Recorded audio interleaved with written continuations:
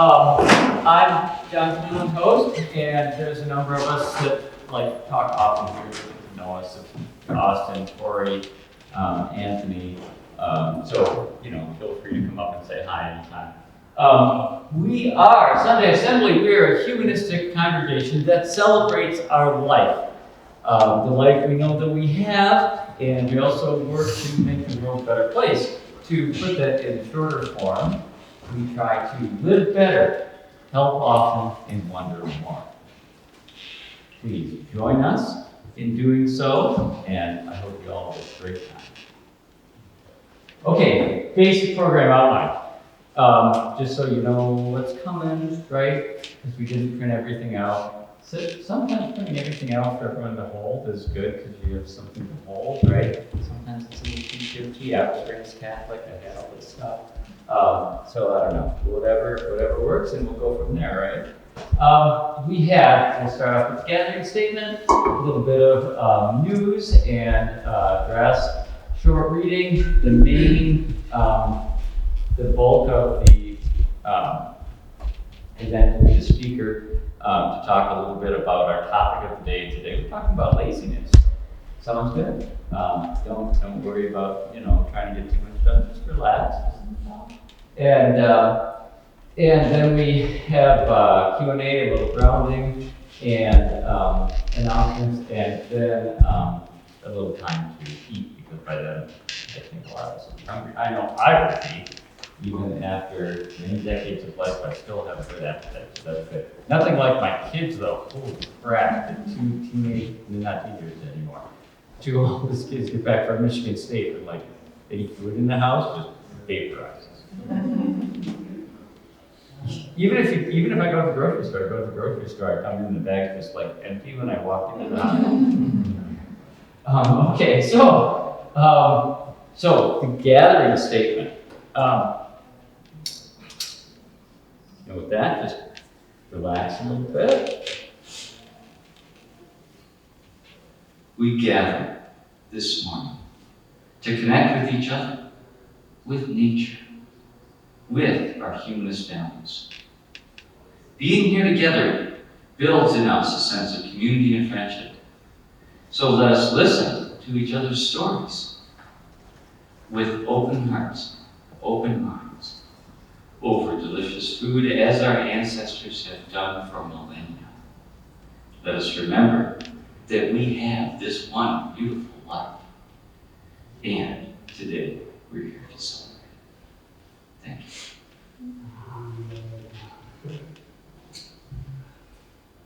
So to start our time together, I wanted to call attention to something.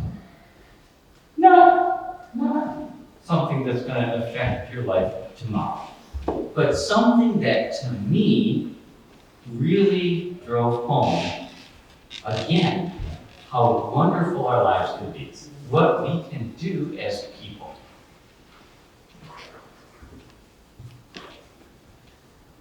Okay, how many people heard quite recently, within the last couple of weeks, about the moon landing? Unbelievable, right? Unbelievable. India successfully got a lander to have a soft landing on the moon, and it's really easy for us sitting in this room with lots of air around us and a nice cushy carpet to forget how hard that is. There's no atmosphere on the moon. You cannot use a parachute. There's nothing to slow you down. If you mess up your calculations even a little bit, bam, all that many hundreds of hours and millions of dollars is splattered all over the moon. To have a soft landing on the moon, you have to calculate your trajectory correctly. And now, from orbital dynamics, you have to be moving pretty fast to stay in orbit, right? So now you come down along the surface, you have to fire thrusters to slow yourself down, and then as gravity of the moon starts to pull you in, you have to fire more thrusters to pull yourself up, but not too much, or you're just going to fly away, and somehow manage to have a soft landing on the moon. It is harder to land on the moon than it is to land on Mars, because on Mars there's at least a little bit of an atmosphere. Now, to make it even harder, the moon is over a light second away. That means that even if you realize something's wrong, you program in to change the thing, it takes another second just for the signal to travel to the moon. And in addition to all of that, your surface isn't perfectly flat, just full of hills and valleys. You've got all that going on, and because of that, there have been only 4 countries that have successfully had a soft landing on the moon. Right? First one, Soviet Union, before everybody else. Second one, United States. Okay, this is all right. This is before I was watching any news. But more recently, China, and now, as of just a couple weeks ago, India. They not only successfully made the soft landing on the moon, then the door opens and they wheel this rover out with the solar panel right here, right? And this thing tracks around on the moon, managed to successfully make it onto the surface, successfully drive around. And does anybody know how far it's gone so far? No, just as an update, just a few days ago, the lunar day ended, so it's going to be nighttime there for a while. So everything's shut down. Solar panels don't work. So before that happened, how many people think it went more than a foot? More than a foot. Okay. More than 10 feet? More than 10 feet. Okay. More than 20 feet. All right. I checked because I didn't know until I looked it up. It went over the length of a football field. It has driven all around the surface of the moon, around the planet, more than 120 feet before nighttime came. And now it's accomplished its mission. It got a whole bunch of awesome data. Speaking of that data, by the way, back into space. 400 degrees below zero. No atmosphere on the moon, right? Okay, but you got sunlight there, right? So what temperature is, if I put my hand right on the surface of the moon here, right? What would happen? What's the temperature? Okay, Connor, you know? I think it would be colder than the Earth, like maybe 30 degrees Fahrenheit. Like 30 degrees? Actually, but you're closer to the sun, so I'm gonna say about 100 maybe? Like what, 100? Yeah, 100 degrees Fahrenheit. 100 degrees Fahrenheit? Okay, how many people think warmer than Connor guessed 100 degrees Fahrenheit? How many people think colder than Connor said 100 degrees Fahrenheit? Okay. We actually did not know. How could we not know? We've had people walk there. We've had just go down and put it right thermometer. No one had actually done it in this area. Partly because there's no landers been to the South Pole either, but I'm not even sure we did it anywhere, and we really didn't know. This rover did it, and it also checked for depth, right? And I was surprised. I thought it would be colder. I thought it would be a lot colder. I thought Connor's estimate would be way too hot. No, 140 Fahrenheit at the surface. 140 Fahrenheit at the surface, colder as you go down. Good one, Connor! How? Because looking at that video, I heard that the actual length of a day on the moon was actually pretty long. Oh, he's right. Yep. You're right. It's a 14-day long day. He's right. Yep. Good job. So incredible. It had other things to do. Part of this mission was to try to fire thrusters and actually lift off of the surface of the moon a little bit. And that was successfully lifted up about 1.5 feet, and then set back down. That means India, the second country now, is already the first country to have a soft landing towards the South Pole. Now it's the second, because that's kind of a soft landing. Oh, So anyway. I'd like to say something. Okay, real quick.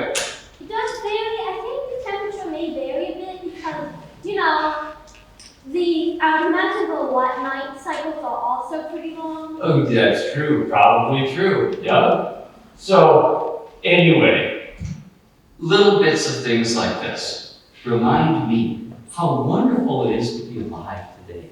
How incredible when we look at the things that we've done and keep doing.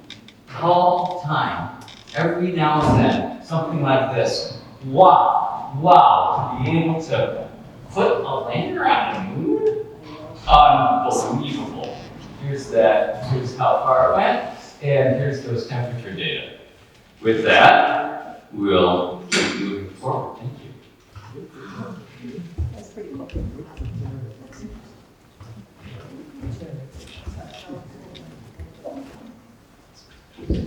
Okay, I'm going to bring things back down to earth.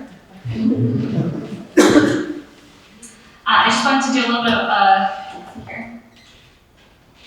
do our little address for the assembly today. We're moving to doing an assembly once a month starting in the new year, so 2024. We hope to see you guys joining us on a once-a-month basis. Hopefully that opens up more options. If you're not available one quarter, you've got next month now, that's fine. All of the assemblies, we're planning to do sort of a potluck style, offering food afterwards like we've been doing. It's a great opportunity for us to kind of connect and have some conversation afterwards. And we also, I don't know if you've checked our website recently, it had been down for a little while. We have our website up and completely updated. So if you're looking for any updated information about our leadership to connect with us, if you want information about what we stand for, what we do, if you're looking for referrals for humanist or secular people who might need a therapist or who might be able to help through ordained process, then we have those listed as well.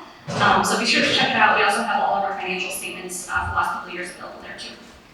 We're looking for people to also come with us to the weekend at Cedar Point. So if that sounds fun to you, let us know afterwards. We're trying to get a little group going and we gotta figure out what hotels we'll be at since it's kind of an overnight thing. So feel free to come talk with one of the leaders or RSVP also on Meetup or Facebook if you don't really want to talk with people today. And then, as always, we welcome donations to help cover the cost of the space, the food, and other expenses for the day. I am going to switch gears a little bit and start us on our talk and help get us in the right mindset for that. So I wanted to read a poem about that kind of set us in the right mindset for talking about laziness and some of the things that Austin's going to address in his speech today. I'm going to read a poem by William Carlos Williams, who's an Images poet. Williams' poetry often focuses on everyday American scenes and circumstances. Some of you might be most familiar with his famous Red Wheelbarrow poem. In this poem that I'll be reading today, he reflects on a landscape oil painting that's thought to be by Dutch and Flemish Renaissance painter Peter Bruegel the Elder. And I'll show that painting in a moment. This is Landscape with the Fall of Icarus.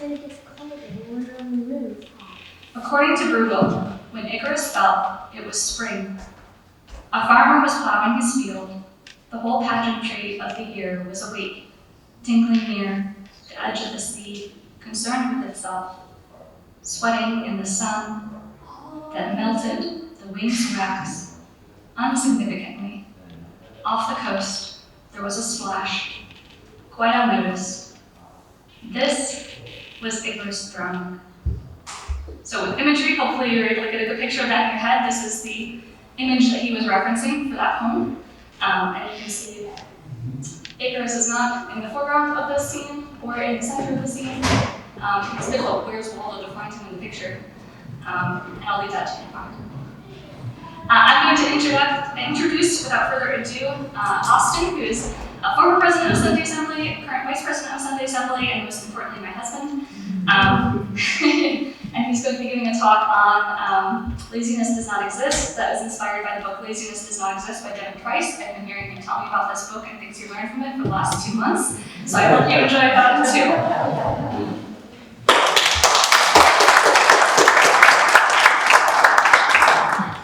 Thank you. I love nothing more than more people to talk at, so I appreciate you all being here today. Yeah, so laziness does not exist. I think this is a really interesting topic for me personally because I think, as you all, anyone who knows me somewhat closely knows that I'm doing a million things all the time, and so this really kind of flew in my face a little bit and some of my ideologies about what to do in life and stuff like that. So that's what really kind of captured me with this, but this will be a little bit more interactive, I'm hoping, than me just kind of talking at you as much as, even that's what I said at the beginning. I will remind you, it's being recorded, so I'm gonna be asking you some questions. Don't incriminate yourself. if you don't want to be incriminated, I'm gonna be asking about, times when you were lazy and things like this. So this will be posted online. So if you say, oh yeah, I don't work at all during work, maybe say that in private or something, we can talk afterwards, something like that. So I kind of wanted to get an idea of what you guys initially think about what makes a lazy person. So raise your hand if you guys have any examples of when you have been personally lazy, or when you know someone who's been personally lazy. Does anyone have some ideas kind of going on like right now? I'll give you a moment to kind of think about it. Well, it's usually a vacation or something, Okay. or laying on the beach. Okay. So kind of like just doing nothing, kind of, yeah. All right, that's good. What else we got? Anyone else got some ideas? It's a type of vacation. Yep, second. As you get older. As you get older, okay, you get a little more lazy. Retirement. All right, retirement, nice. All right. So a couple things here about being productive, right, and not being productive. I have some ideas of like, anytime I play video games or something like this, I kind of end up feeling lazy or like I should be doing something else. Laura, go ahead. Yesterday I went to an Irish music festival and they played music for 11 hours. All of a sudden, about 4 hours into it, I said, wow, I'm being lazy today. I'm sitting here all day just listening to music. And I felt lazy. Okay, all right. That's a good one. When you think of what a lazy person looks like or acts like, or maybe some ideologies that they have, what kind of comes to mind? Maybe TV characters or anything like this, or movie shows? Go ahead. Yeah, somebody in a bathrobe, sitting on the couch, having chips. Okay, so maybe a bit of a couch potato. Yeah, Alright. couch potato. Yeah. Okay, anything else? Any TV shows or anything like that? Yeah, Paul, go ahead. Probably Homer Simpson is the canonical sense. He's actually done more than most people. You're bringing back PTSD. I have one coworker who just loves The Simpsons, and every meeting you have with him, he talks about The Simpsons. But no, I think you're right. I don't watch it much, but I think kind of lazy to don't have some of this. Like Slowpoke Rodriguez? Slowpoke Rodriguez? Yeah. Oh boy, you guys are earlier than me. Okay, all right, that's pretty interesting. So not being productive, what did you feel like you should have been doing instead? Like what was so pressing that you felt, oh, I'm lazy, I'm not being productive? For example, with you at the music concert. Answering my emails. Yeah, I got 15 emails that need to be answered. Here I am sitting listening to music. Okay, so there's some emails pressing. You said retirement. Is there anything pressing when you get retired? Just putting off doing things that I should do, but don't seem to get around to. Okay. And this is interesting that everyone's been kind of using examples of when they felt personally lazy. So that's interesting. All right. There was a few that we didn't touch on that the author of the book touches on, kind of broad categories. So I think that the crowd here is going to be a little more forgiving, probably in general throughout this whole thing than maybe the general populace, just knowing who comes to this kind of an event. But people struggling with depression or anxiety or ADHD or autism are sometimes, deemed as lazy because they don't show up or something like this, or they can't get out of bed and things like that. Procrastination. I didn't actually hear anyone give a procrastination example on that one. I am a pretty bad procrastinator. Go ahead. Yeah. Yeah, I'll be lazy, but I'll feel real guilty about it. Mm-hmm. Okay, feeling guilt. Okay, that's interesting. Yeah, we'll get to that in a moment. Awesome. Yeah, go ahead. I had something for Cora that you need to put together. It's been sitting in the box by my drawer for a month and a half. So, Yeah. procrastination, yeah. You should have I'm seen not done it. our garden this year. It was just like, oh, there's all this wood just sitting there. I got little frames and stuff. But all right. So procrastination. The other one is apathy. And that one, the other kind of categorizes things like unemployed people, homeless people, people who just seem like they don't care about, like working or they don't care about like their work assignments at school or things like this. So these are kind of the broad categories that the author kind of paints for what people usually consider laziness. So let's go to the other extreme. When have been some times that you guys have felt overworked or like that you overextended yourself? Any hands here? Any ideas? Yeah, go ahead. Okay. Oh, I know you're gonna call. Sorry, I work for a startup, so Okay. I feel burnt out. Yeah. What about it makes you feel burnt out? Just too much to do. Okay. Not enough energy to do it all. And Yeah. So. You ever feel yourself like sometimes like scrolling on your phone or anything? Yeah. Okay. Yeah. Yeah, just to escape. All right. What else? Do we have any other examples of overworking? Yeah, go ahead. Well, I used to work about on a good day, an hour and a half drive to work.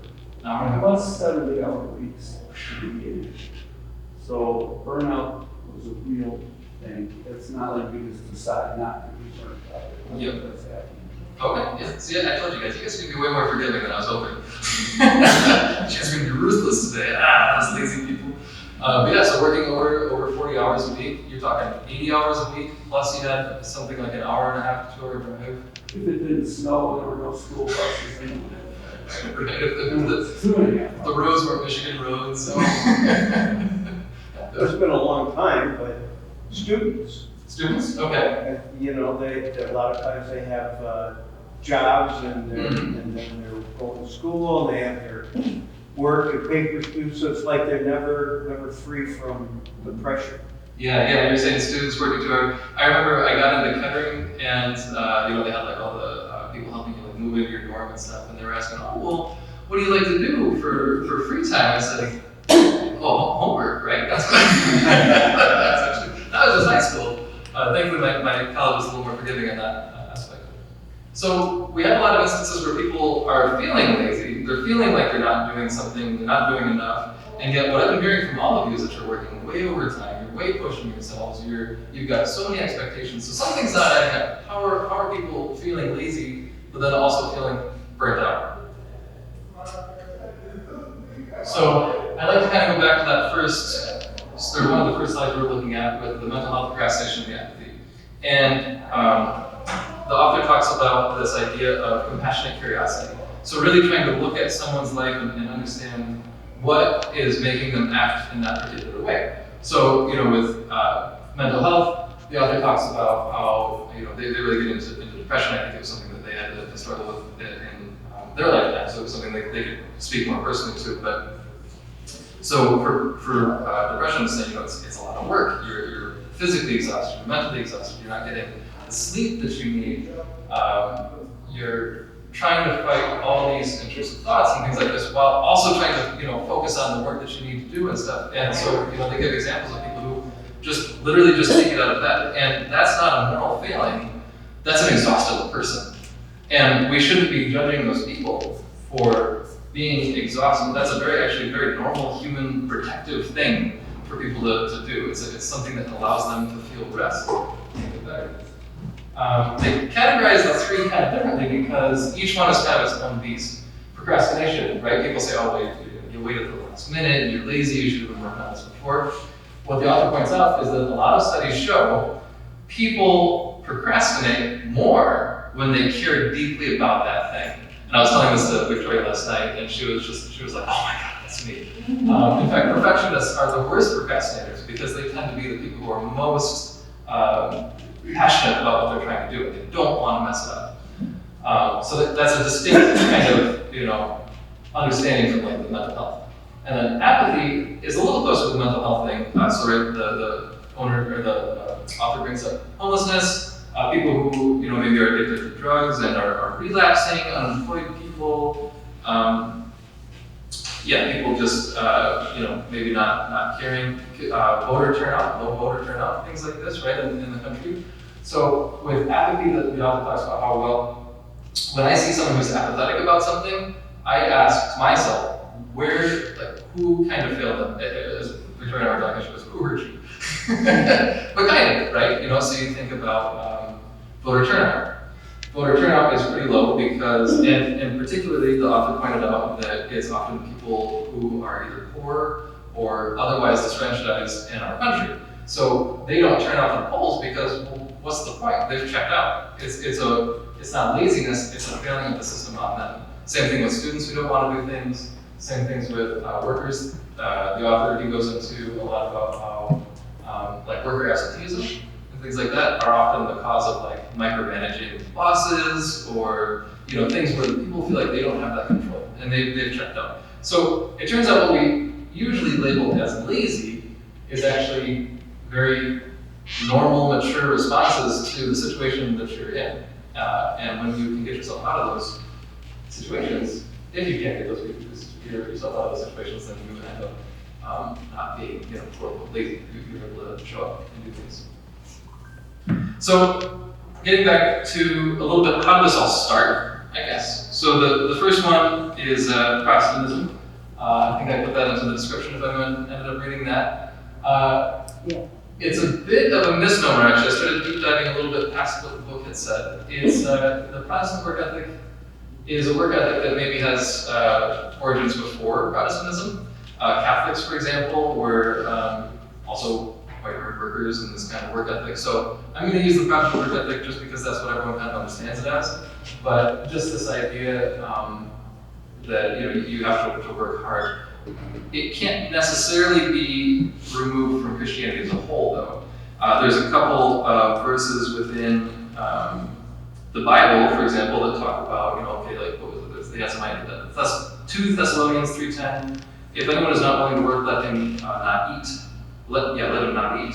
So, and they were talking online about how basically that may have helped the original colonizers to survive, essentially. And that was often when you kind of had to refer back to that when you're trying to hold public office and things like that. So there's really this kind of idea within Christianity of you got to work hard, you got to do all these things, and not working hard is seen as a moral failing. And so this is where you start to get that connection between, just not getting yourself some rest because that's a bad thing, right?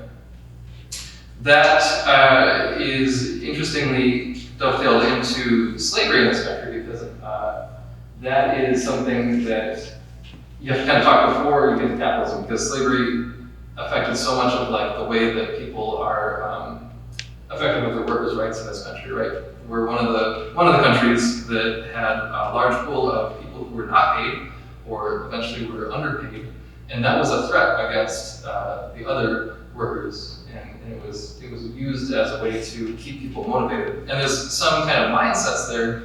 Well, when you're not paying someone to work for you, you have to kind of give them something else.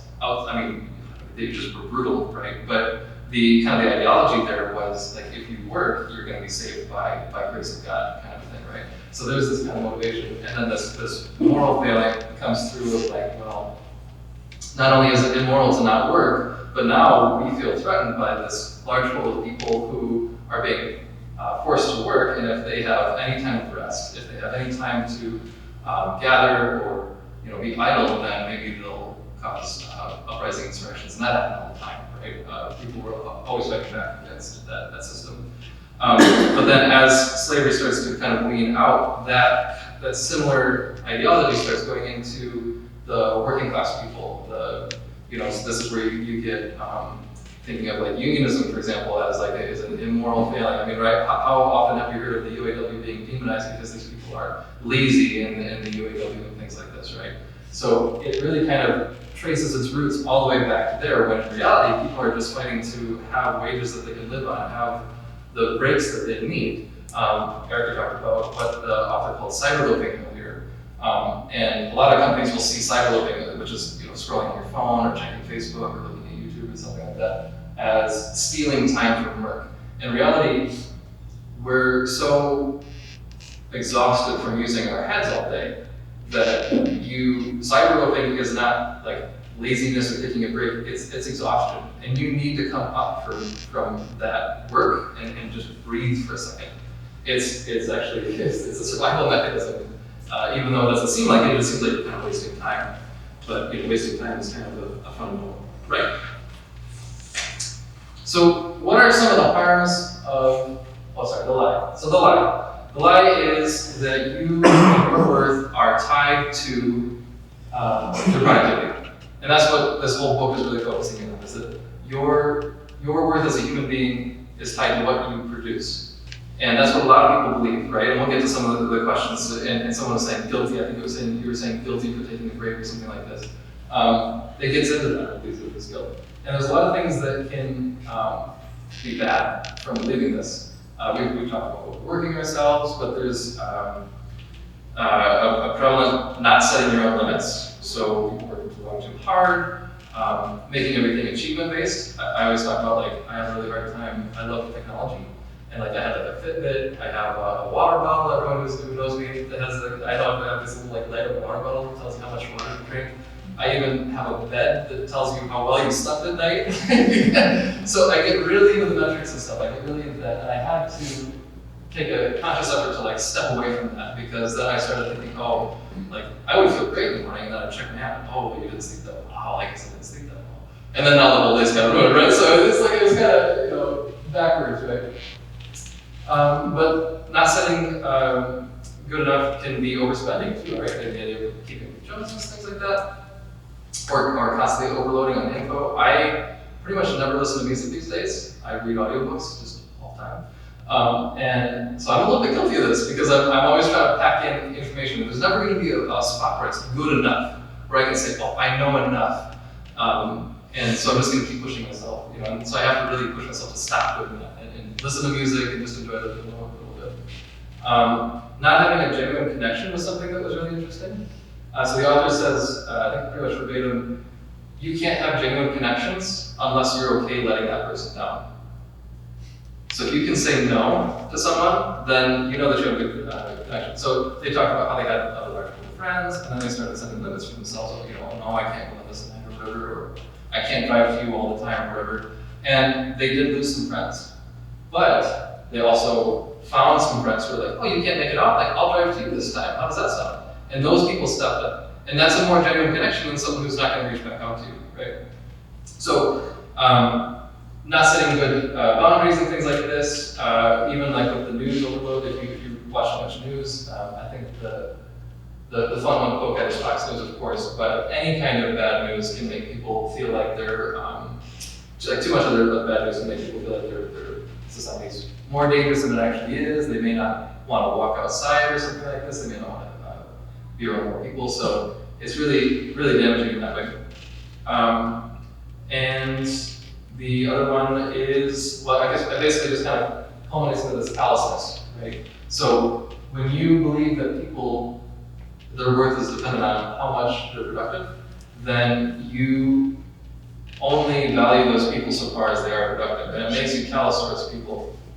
As this person, as the author says, if I believe that, for example, a homeless person is just homeless because they're lazy, then in a sick way, I can justify just like not giving them money, right? If I think that every person who's been jailed for drug possession is simply lazy, then I don't have to ever think about drug policy reform in this country. And if I think that workers who can't make their ends meet are just lazy, then I don't have to think about labor laws and unionism or anything like this, which would maybe potentially help these people make ends meet. Right?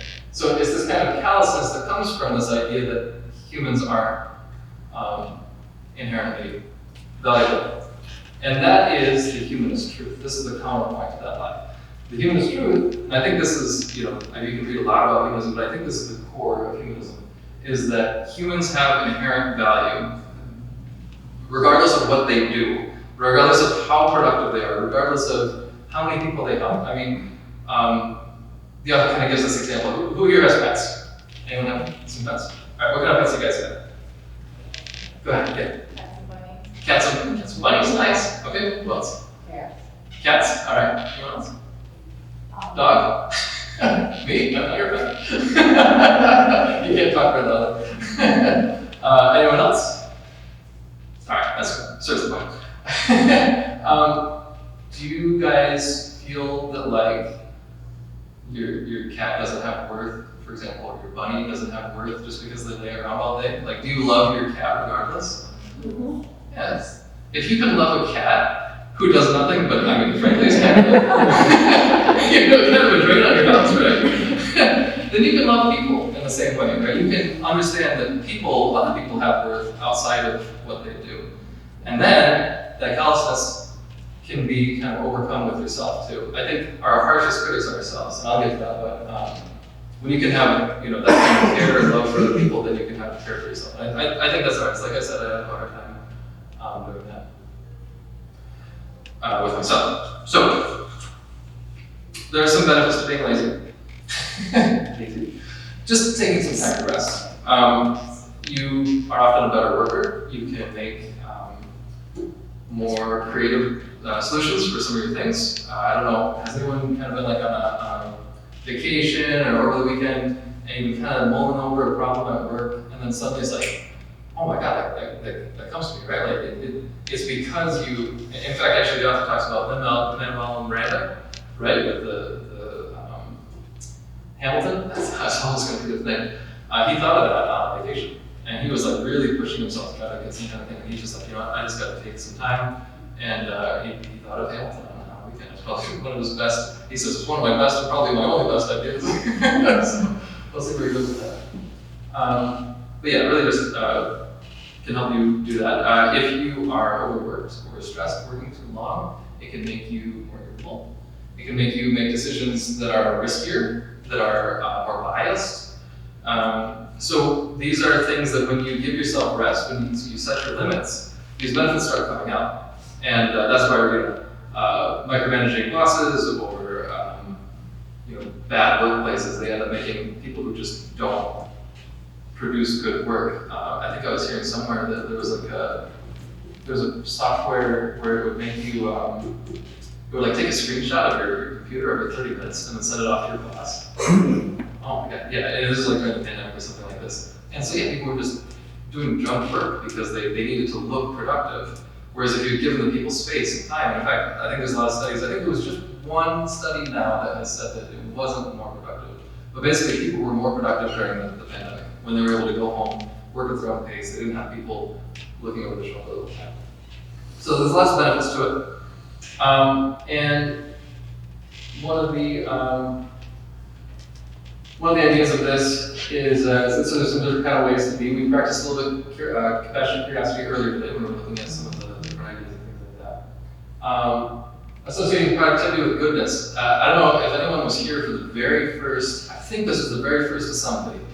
It was the Detroit Mower Gang. And it's really funny because I'm always telling people this story. Everyone knows that I always tell them this story. Their whole thing was something is greater than nothing. That was their message, right? This author actually counters that directly and says that just doing stuff to do stuff isn't always good.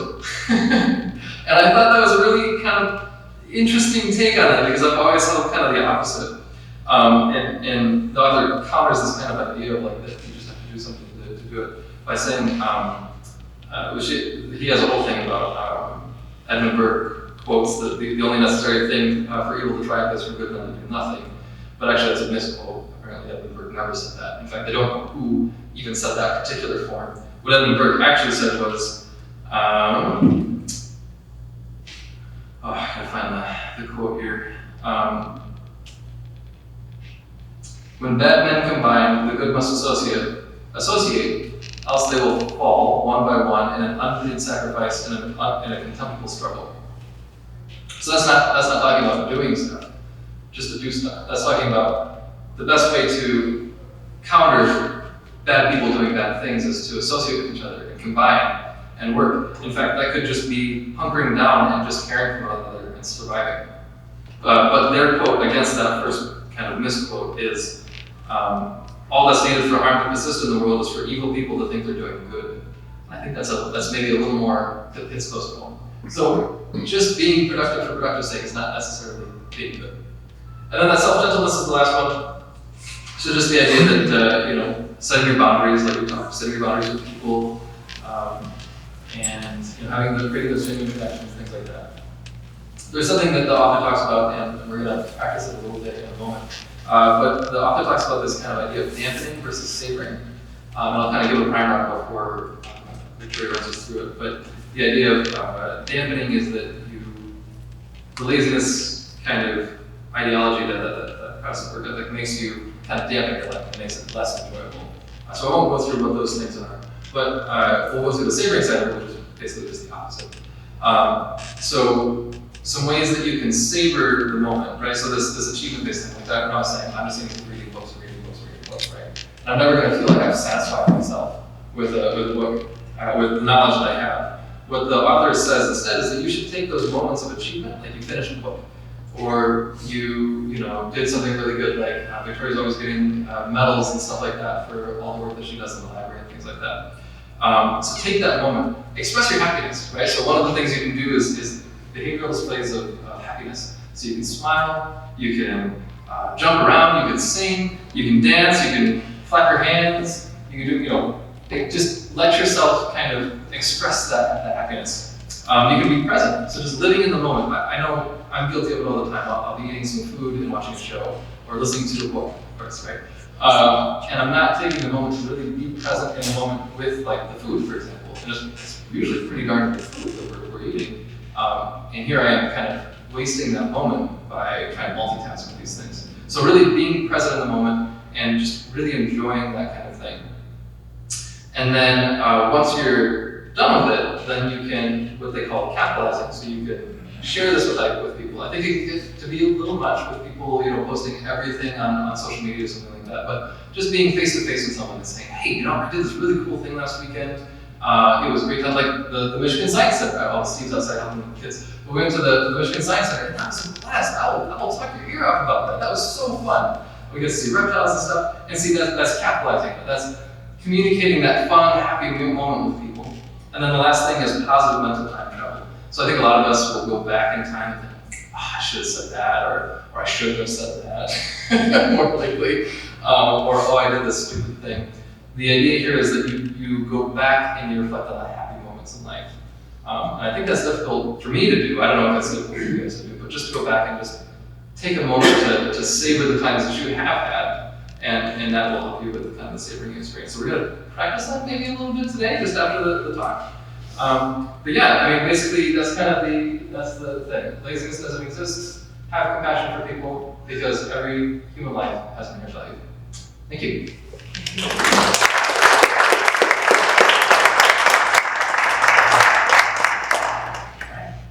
We've got the grounding. That's right. Grounding before questions? Oh, right. You're right. We have questions, probably, maybe. Go ahead. Was the author's perspective particularly American?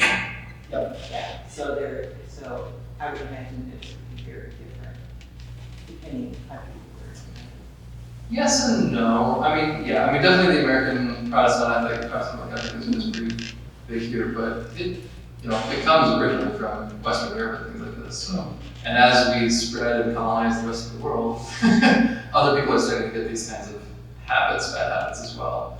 I think, if I'm not wrong, I think China had some kind of movement recently. You were telling me about this, where they were basically like anti-work, and like they were praising like lazy, was it like a lazy panda or something like this? Or yeah, it was like, I don't know, it was like a lazy panda, and they're just like, yeah, no, like you're working us too hard, So I think it's catching on kind of around the world, but yeah. I suppose the author might get into this, and you read the book, so, They get into a lot. Like, they're having, I feel like, this is great, but there has to be a balance. Like, where do you find that balance? You still have to take care of yourself and your house, and sometimes your kids, you still have to go to work, to be able to exist. Yeah. So, like, finding that balance, does it speak to that at all? Like, having Yeah. to do things, but still having to try to take care of yourself. Is that? Right, yeah, Victoria and I were talking about this balance idea too. It's like, well, sometimes you just have to get that reporting or whatever, or you have to pay your mortgage or whatever.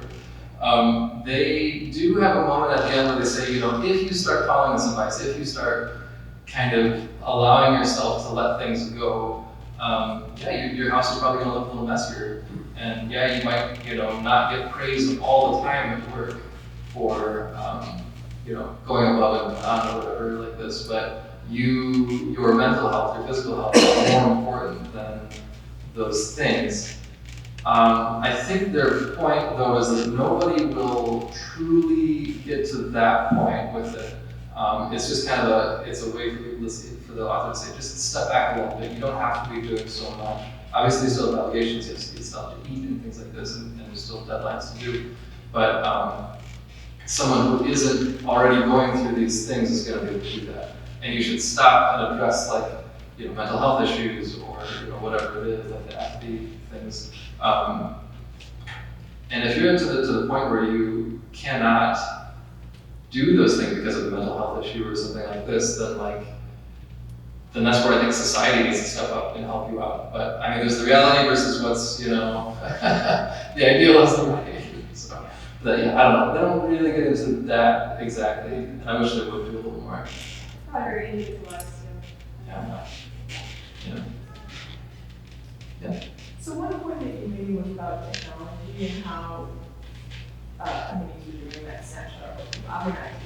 So we implemented software that every 10 minutes, as soon as your computer's been active for 10 minutes, it says you're away from your computer and it puts how long you've been away. So like if you're gone for 20 minutes, it says Evelyn's been away from her desk for 20 minutes. And then after the 10 minutes, 5 minutes later, your computer shuts down. So I'm wondering, because now they're saying, how workers are less productive that are working from home, but I wonder if it has something to do with that technology. We implemented it later, not in the beginning of COVID. So when everybody was home, they were more productive, and now they're seeing it slowing down. But I wonder if it's because we're constantly, I feel like I cannot leave my laptop now because it gets reported back to my boss. My boss logs in and she sees that I've been gone for an hour. Where is she? Oh. Because it'll immediately say it, and so it's this constant, as I'm working, I think it's worse now than it was before, because at least before I can stop, take a break, go upstairs, get the sunshine. Yep. Be lazy. Right. But now I cannot, because, and then I'm checking people too, like, where is this person? Why haven't they at their desk? They've been gone for 40 minutes, it's not lunchtime. Makes snitches out of all So, yeah, it's some gentleness to say, well, maybe they have a kid that's sick, or something, I'm not caring what they're doing, I don't know. There's gotta be some software that'll move your mouse. There is. There is.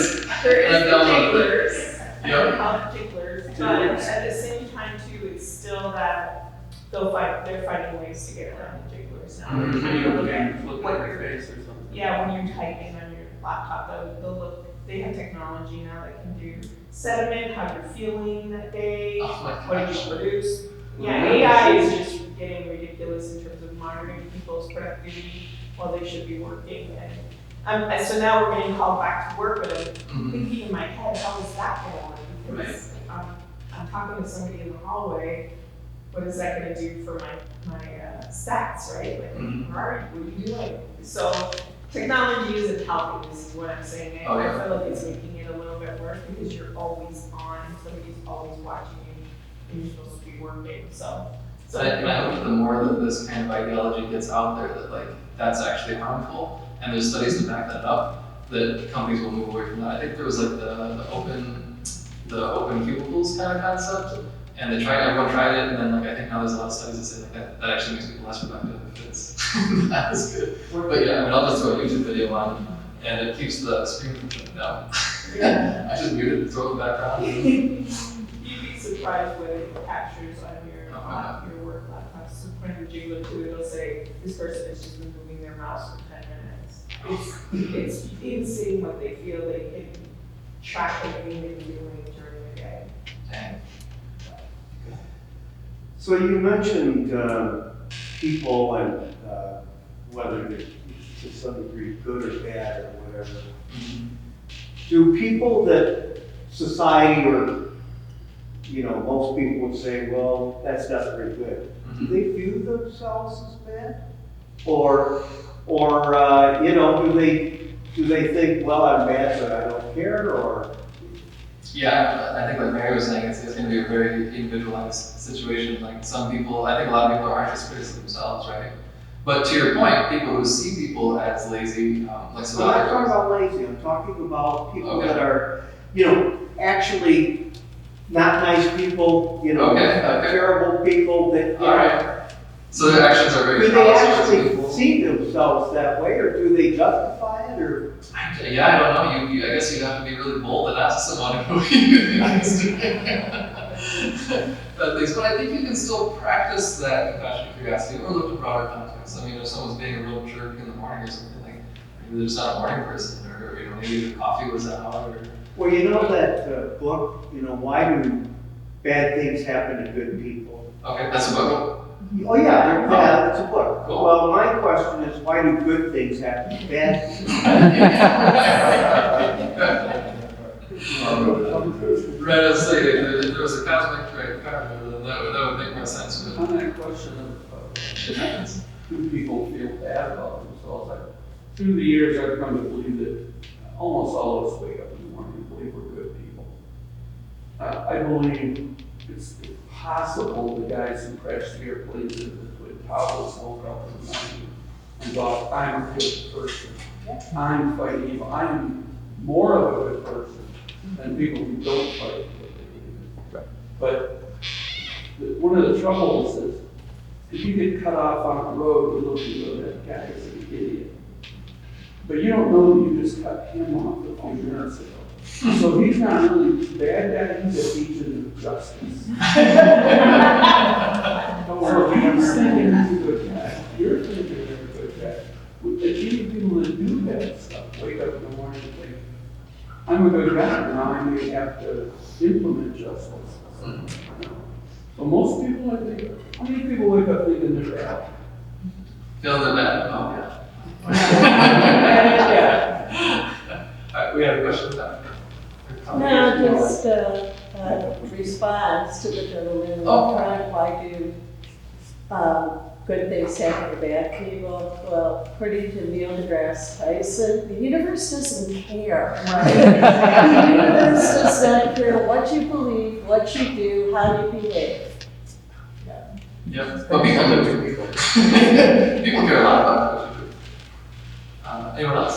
Some questions? I mentioned voting rights, and it's been on a committee to increase voting participation, so we delved into this a lot. But I think part of the people's pushback for this whole voter ID thing and stuff like that, and people do tend to look at that as a value. You won't have a voter ID. You would have a voter ID if you have value. And people view homeless people as not having value. So therefore, the fact that they can't get that is meaningless to people. And that's why I think a lot of people that fight against, or for they happen to have these state IDs and everything like that, don't see that part and devalue homeless people.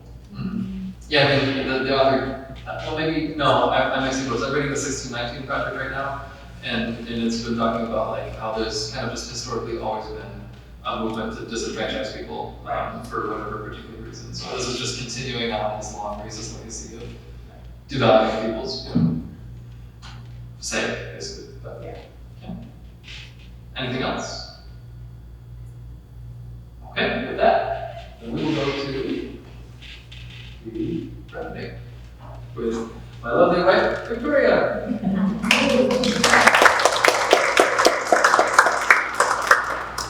I'm back. So as Austin mentioned in the book, at least I'm told, the author discusses both negative and positive ways to engage in interior thinking and the quiet moments that we do have. So rather than focus on dampening behavior today, I am going to lead us in that sort of guided meditation exercise to help shift our mindsets towards that favoring behavior. So I'd like you to close, and I do apologize right now for the cold air. You may have noticed it dropped a few degrees. It was pretty warm when we started, and I think the door has been open outside for a while, which has helped cool things down considerably. So we're hopefully going to even that out with the temperature in here. But get as comfortable as you can given the cold situation. Relax your shoulders, straighten your back, let your feet sit flat on the ground. And just go ahead and close your eyes with me. And I want you to think about a moment that you've enjoyed recently. This could be a certain place, a moment with a loved one, or a meal or a treat that you enjoyed. And I want you to start envisioning that moment in your head. And then let's remember how your body felt in that moment. Did you brush up against anything? Was there a cool breeze?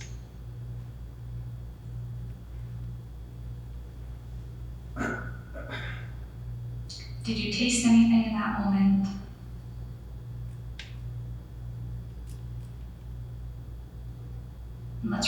you smelled in the air at the time.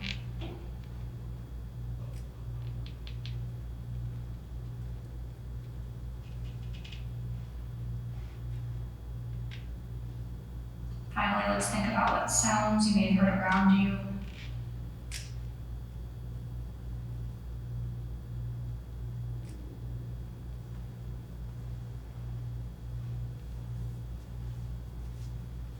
Now we can return to focusing on the sounds around us and open our eyes back up. That was a very brief guided meditation. I am not a trained therapist, so it's my best shot at it.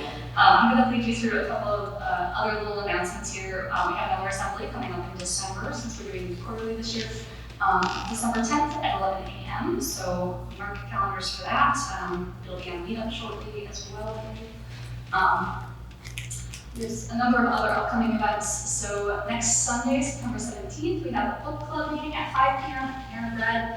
And we'll be talking about Between the World and Me by Ta-Nehisi Coates. Very well-awarded book. And short read, like 4 hours on audio, so it can be done this week. On September 30th through 31st, that's when we're talking about doing our Halloween weekend trip at Cedar Point. So if that's something that interests you, invite yourself if interested on our social media platforms or talk to us afterwards.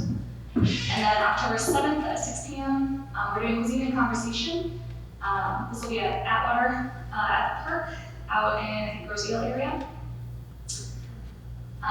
Later in October, we're going to be doing a knowledge sharing session on cinema and movie making led by our own Anthony. And you know he knows what he's talking about because he's doing the video recording for today, so. This will be 4 films edition, of course, for October. And then later on in October, we're also going to be doing another one instead, hosted by Jeff Amberlin. So how to donate, we have information about our PayPal membership. I mentioned earlier that all of this is made possible by our donors, and all of our financial information is available on our website. So if this is something that interests you, we also have a donation page on our website, where you can feel free to follow us.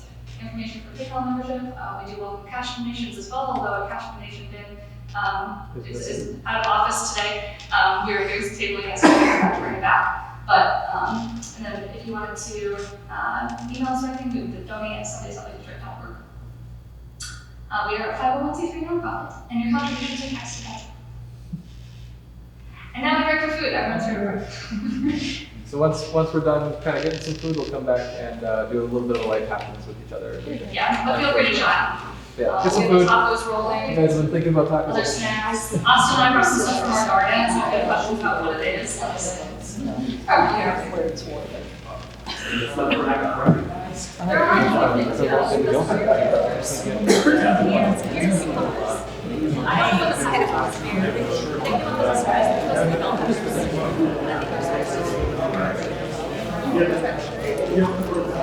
was the milk.